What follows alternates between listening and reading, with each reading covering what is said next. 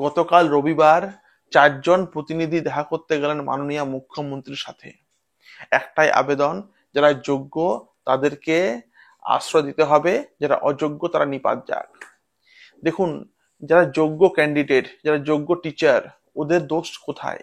ওরা চাকরি পেয়েছে পরিশ্রমে করে। তো এই মূল মন্ত্র নিয়েই কিন্তু কালকে 4 জন প্রতিনিধি দেখা করতে গেলেন মাননীয় মুখ্যমন্ত্রীর সাথে। কিন্তু সেখানে কি ঘটলো, এর পেছনে কি রয়েছে ষড়যন্ত্র, সেখানে আদৌ কি তিনি তাদের ডেপুটেশন গ্রহণ করলেন না গ্রহণ করলেন না, এই নিয়ে আজকের ভিডিও।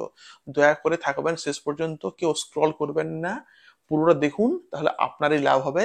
এবং আগামীকাল 7 তারিখে একটা রয়েছে সুপ্রিম কোর্ট রয়েছে শুনানি, তারও কিন্তু খবর এই চ্যানেলে দেওয়া আর কি হবে। সঙ্গে থাকুন বিএস একাডেমিতে। আমি কিন্তু বরাবরই যোগ্য শিক্ষকদের দিকে আমি রয়েছি, অযোগ্যদের কিন্তু তাদের প্রতি রইল আমার একরাশ ঘৃণা। দেখুন, প্রথমত হলো এমনি যে গতকাল 4 জন প্রতিনিধি তারা দেখা করতে গেলেন মাননীয় মুখ্যমন্ত্রীর সাথে, এবং তারা তাদের যে ডেপুটেশন তারা দেওয়ার চেষ্টা আর কি তারা করেছিলেন। কিন্তু মাননীয় মুখ্যমন্ত্রীর যে অফিস, সেখানে মাননীয় মুখ্যমন্ত্রী যারা দেহরক্ষী ছিল তারা তাদেরকে বলেন যে যেহেতু কালকে ছিল রবিবার, তাই অফিস বন্ধ, মানে মুখ্যমন্ত্রী তাদের সাথে দেখা করবেন না। তো 4 জন প্রতিনিধি যারা গেলেন আর কি, তাদের দোষ তো নেই।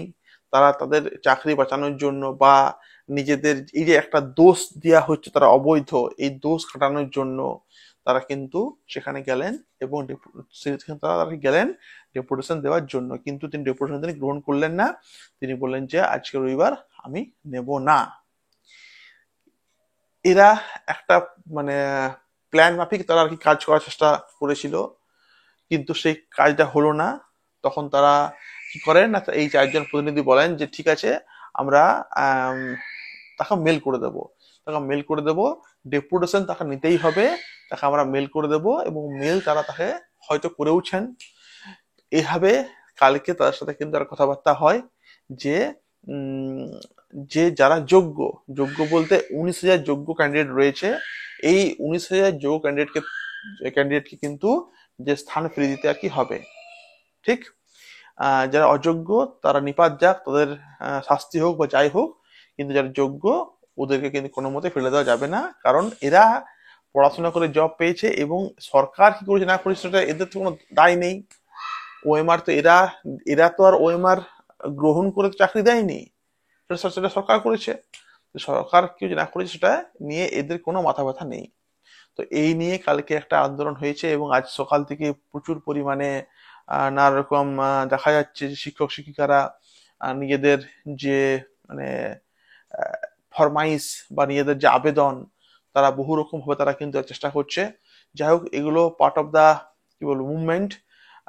এবং বহু ক্যান্ডিডেট আর কি রয়েছে যারা এখন কলকাতাতে রয়েছে, আমার অনেক বন্ধু রয়েছে আর কি, তারাও কিন্তু ওখানে এখন আন্দোলন করছে। অতএব প্রত্যেকে বলবো যে যারা যোগ্য তারা অবশ্যই কিন্তু ন্যায় পাবে, এটাই আমার আর কি শুভেচ্ছা, ঈশ্বরের প্রার্থনা। আর যারা অযোগ্য তারা অবশ্যই নিজেদের ভুল বুঝতে পারবে, এবং তারা শাস্তিও তাদের কিন্তু হবে। ঠিক আছে, এই নিয়ে ছিল আজকের ভিডিও। আশা করি ভিডিওটা ভালো লাগলে প্লিজ লাইক করবেন, চ্যানেল সাবস্ক্রাইব করতে ভুলবেন না। Thank you everyone.